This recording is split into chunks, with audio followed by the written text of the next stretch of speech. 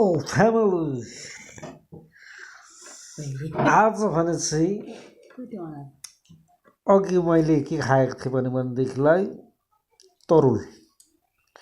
अब म के खान्छु थाहा छ मोमो सब्जी बनेको होला होइन यो चाहिँ सुँगुरको मोमो के खानेछ नानीले चाहिँ आलुको मोमो खाँदैछ अनि हामी दुईले चाहिँ सुँगुरको मोमो उफ तातो तातो खानु कम त चुने फेरि यो त हो फेरि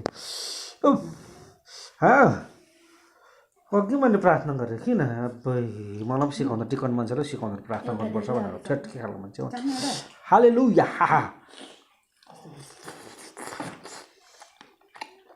टिकन मान्छेलाई सिकाए आम्मा टिकन चाहिँ मान्छे होइन यो हो नि मोमो त चुने मोमो नि बोसो चुने दामी भएछ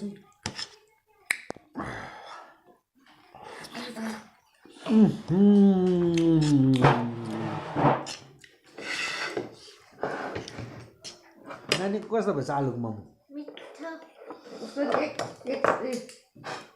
मोमो एक मक्टु